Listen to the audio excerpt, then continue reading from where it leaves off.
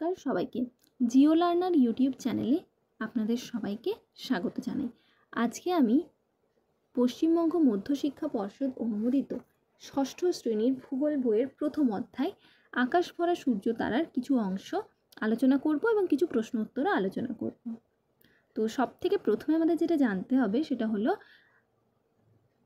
What is universe, অর্থাৎ মহাবিশ্ব বলতে আমরা কি বুঝি। না, আমরা যদি ওপরের দিকে তাকাই তাহলে সব থেকে প্রথমে আমরা যেটা দেখতে পাই সেটা হলো কি না আকাশ। আমাদের মনে কখনো কখনো প্রশ্নও জাগে যে আকাশের বাইরে কি আছে। না, আকাশের বাইরে রয়েছে কি না কোটি কোটি জ্যোতিষ্ক, অর্থাৎ গ্রহ, নক্ষত্র, উপগ্রহ, গ্রহাণুপুঞ্জ, ধূলিকণা, গ্যাস, এছাড়াও রয়েছে কি না অসীম শূন্যস্থান।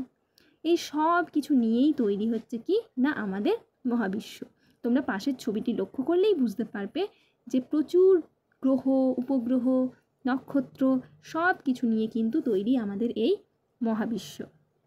আজ থেকে প্রায় 1400 কোটি বছর আগে এই মহাবিশ্বের প্রসারণ শুরু হয়েছিল বলে মনে করা হয়। এর পরবর্তীকালে আমরা যেটা জানবো সেটা হচ্ছে জ্যোতির্বিজ্ঞান কি না। জ্যোতির্বিজ্ঞান বলতে আমরা কি বুঝি।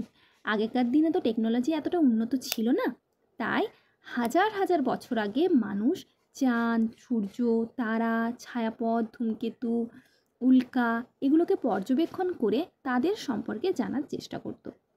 বিজ্ঞানের যে শাখা এই সব নিয়ে আলোচনা করে আমরা সেই শাখাটিকে বলে থাকি কি না জ্যোতির্বিজ্ঞান।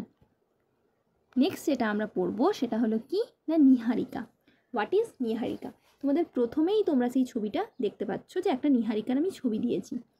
না, মহাবিশ্ব যখন সৃষ্টি হয়েছিল তখন অসংখ্য ধূলিকণা ও গ্যাসের মহাজাগতিক মেঘ তৈরি হয়েছিল। সেটাকেই আমরা বলে থাকি কি না নীহারিকা। এবং এই নীহারিকা থেকেই কিন্তু তারা বা নক্ষত্র যেগুলো রয়েছে সেই নক্ষত্রগুলোর উৎপত্তি হয়। এরপর আমরা পড়ব কি না ছায়াপথ। ছায়াপথ হলো কি না মহাকর্ষীয়ভাবে আবদ্ধ একটা বৃহৎ জ্যোতিষ্কসমূহের সমষ্টি, যেটা অসংখ্য নক্ষত্র, আন্তঃনাক্ষত্রিক গ্যাস, ধূলিকণা এগুলো নিয়ে কিন্তু গঠিত। আমাদের মহাবিশ্বে প্রায় 20,000-এরও কোটি ছায়াপথ রয়েছে। ঠিক সেরকমই সূর্য, পৃথিবী এবং অন্যান্য গ্রহদের নিয়ে তৈরি একটা ছায়াপথ রয়েছে যেটার নাম হচ্ছে কি না আকাশগঙ্গা। এরপর হচ্ছে কি না নক্ষত্র। আমরা নক্ষত্র কাকে বলবো না নক্ষত্র হলো একটা জ্বলন্ত গ্যাসীয় পিণ্ড যাদের কি না নিজস্ব আলো আছে এবং তাপ আছে। এরা নিজের আলোই আলোকিত হয়। নেক্সট হচ্ছে কি না তারার রং। আমরা আকাশে অনেক রকমের তারা দেখতে পাই, বিভিন্ন আকৃতির তারা দেখতে পাই। কিছু তারা খুবই বড় থাকে, কিছু তারা আবার খুবই ছোট ছোট থাকে। কিছু তারার রং নীল রঙের থাকে, কিছু তারার রং লাল রঙের থাকে। তোমরা এই ছবিটা লক্ষ্য করলেই বুঝতে পারবে খুব ছোট বড় বিভিন্ন আকৃতির তারার কিন্তু এখানে ছবি দেওয়া আছে। তাহলে আমরা তারার রং দেখে কিভাবে বুঝবো যে কোন তারার উষ্ণতা সব থেকে বেশি, আবার কোন তারার উষ্ণতা সব থেকে কম।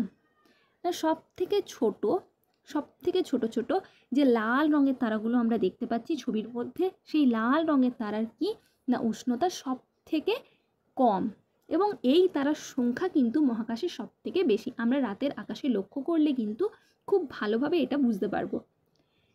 এরপর আমরা কি দেখবো না দেখো মাঝারি হলুদ রঙের তারা। মাঝারি হলুদ রঙের কিছু তারা আমরা এই ছবির মধ্যে দেখতে পাচ্ছি। এই তারাগুলোর উষ্ণতা কিন্তু লাল তারাদের তুলনায় একটু বেশি এবং এই লাল এবং মাঝারি হলুদ তারা ছাড়াও আমরা আরও বেশ কয়েকটা বড় বড় তারা দেখতে পাচ্ছি যেগুলোর রং কি না নীল রঙের। এই নীল রঙের যে তারা, এই নীল রঙের তারার কিন্তু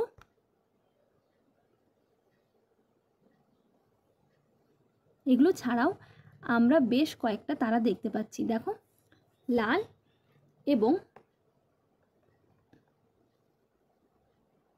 হলুদ রঙের তারা ছাড়াও আমরা আরও নীল রঙের বেশ কয়েকটা বড় বড় তারা দেখতে পাচ্ছি।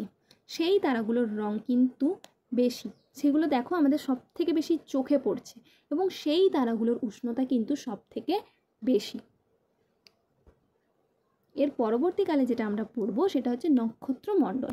না যখন আমরা একটা নক্ষত্র সম্পর্কে জানছি বা একটা নক্ষত্র সম্পর্কে আমরা পড়ছি তখন আমরা সেটাকে কি বলে থাকি নক্ষত্র।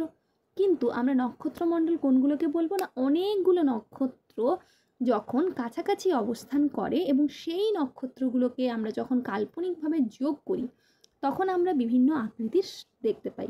এই এক একটা তারার ঝাঁককে আমরা বলে থাকি কি না নক্ষত্রমণ্ডল। এই নক্ষত্রমণ্ডল বিভিন্ন আকারের হয়ে থাকে। এই ছবিটিতে তোমরা দেখতে পাচ্ছ যে আমি দুই ধরনের নক্ষত্রমণ্ডলের ছবি দিয়েছি। প্রথমেই হচ্ছে কি না সপ্তর্ষি মণ্ডল। সপ্তর্ষি মণ্ডল কি না সপ্ত ঋষি। সপ্ত ঋষি মানে হচ্ছে কি না সাতটা ঋষির নাম অনুযায়ী সাতটা ঋষির নাম রয়েছে। কিন্তু এই যে ছবির মধ্যে তোমরা দেখতে পাচ্ছ সাতটা তারা যোগ করে যখন একটা নক্ষত্রমণ্ডল সৃষ্টি হচ্ছে এবং এই নক্ষত্রমণ্ডলটির আকৃতি হচ্ছে প্রশ্ন চিহ্নের মতো। এবং এই যে আকৃতি বিশিষ্ট নক্ষত্রমণ্ডল এটাকে বলা হয় কি না সপ্তর্ষি মণ্ডল।